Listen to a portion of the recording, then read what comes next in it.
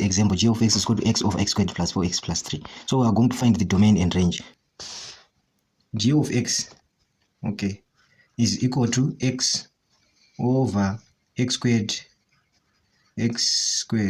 plus 4x plus 3.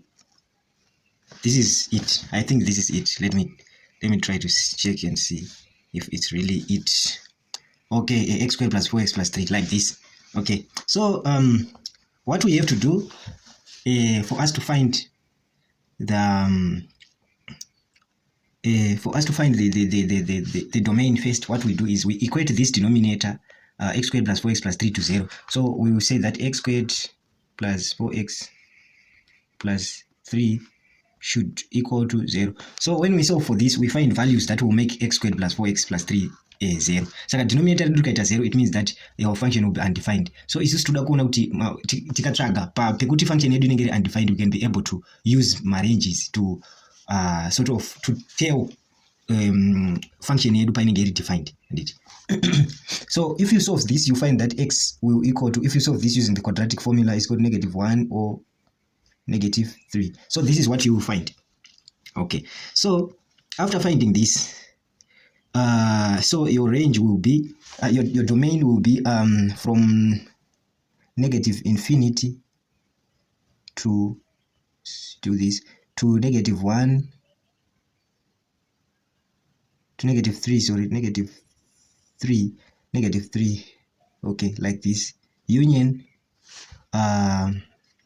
-3 to infinity, like this, to infinity, to positive infinity, like this. So this will be your domain. That answer will be your domain. Okay, so it does not matter that we have included as -1, sorry, -1. This should be -1. Let me wrap this. Should be -1, -1, like this. Okay, so what we are basically saying, don't worry that we have included -3 and -1 as we have seen there.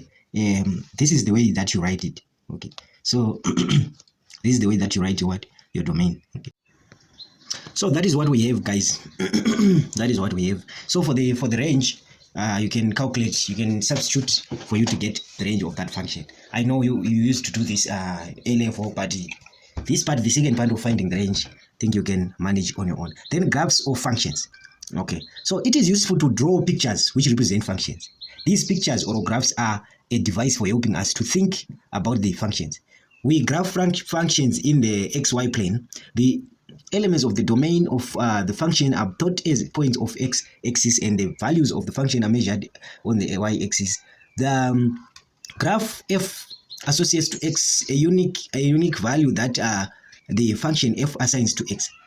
Then the graph of the function f is the set of points that are defined right there, is equal to f of x in the domain of f in the Cartesian plane. So as a consequence, so this is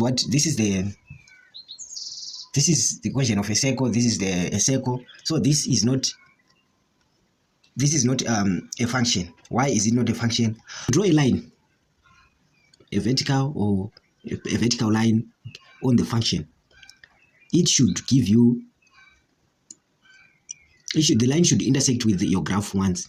That is what we mean when we say something is a function. Just like on B and D there, our vertical line intersects with the graphs once for B and D. So that is what we call a function. The rest, they are not functions. Okay. So a real function f is increasing, strictly increasing on an interval I if all points x1, x2 in I with x1 is less than x2. Okay. So what we're basically saying is, if the x points are increasing, let's say the first point is x1, the second point is x2, the third point is, if those points are increasing in number, let's say it was 2, then 3, then 4, then we can say that the function f is strictly increasing on interval I. Okay, don't worry, you understand this. A real function f is decreasing when it's doing the opposite of what I've just said. If you take your first value x1 and substitute it in the function, okay, then the answer that you get for an increasing function, the answer A, okay, let's say you've taken x1 and substituted into f of x, okay, and then you get answer f of x1. Okay, then you substitute x2 into that same function, you get the answer f of x2. Then we can only say that this function is increasing when f of x1 is less than or equal to f of x2. The opposite is true for a decreasing function. Okay, so we are saying f of x1 should be more than f of x. So a real function f is monotone on interval I if f is either if x is either increasing or decreasing. Okay, so let's consider this function. F of x is equal to 2x minus 1 multiplied by x plus 5. We observe that f is increasing on the interval minus 9 over 4 to infinity and is decreasing on the interval minus infinity to negative 9 over 4.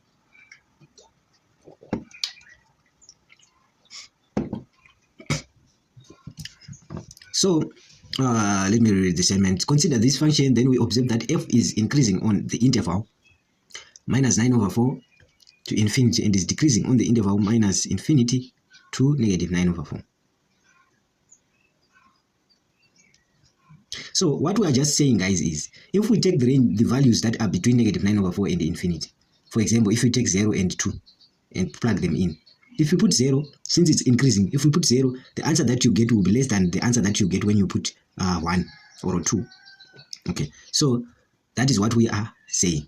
Okay. And for a decreasing function, and is decreasing on the interval negative infinity to negative 9 over 4. So we just mean that between negative infinity and negative 9 over 4, if you pick any two numbers that are apart from each other and you substitute them in, you will see that the answer of the first, the answer that you are going to get when you plug in the first number will be less than the answer that you get, will be more than the answer that you get when you put when you substitute your x2. Okay, so that, my friends, is what we call a monotone, which will be either increasing or decreasing. A function f is bounded above if there is a real number m, such that f of x is less than or equal to m for all points x in its domain. So what we just mean is this number is sort of its maximum. Okay, it is its maximum. It's a y value that is its maximum. Okay, so we can say that that function is bounded above. The number m is then called an upper bound. Okay, so it's like tine boundary redu kuti susu function yedu graph redu arisi kudarika certain value ya x or certain value ya y, certain value arisi kudarika certain value ya y. So that certain value isiri kudarika yo ndo yatuti upper bound. The opposite is true for a lower bound. Kuti susu kana graph redu anditi kana function yedu risiri kudarika a certain value y anditi going downwards, we can say that that certain value is the lower bound. So we are just saying that graph redu lies between the upper and lower bound. That is what it means. A function f is bounded if f is bounded above and below. That is, there exist real numbers m and m such that small m is less than or equal to f of x, then big M is more than or equal to f of x. So f of x lies between m and m for all points x in its domain.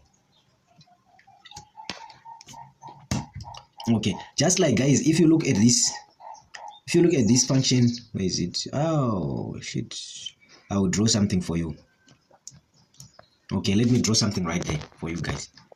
Okay, so just like when you have a graph which is like this, let's say the graph is like the graph of sine or a cos. Okay, so you will find that there is a certain minimum value. Forgive me. There's a certain minimum value which you call the lower bound, which we are saying is the lower bound, and then there is a certain maximum value. So these values are y value, which is upper bound. So that is what we are basically saying. Kuti function yako inenge ichita lie pakati pechi pe upper and lower bound. Inenge iri pakati pa middle. That is what we mean.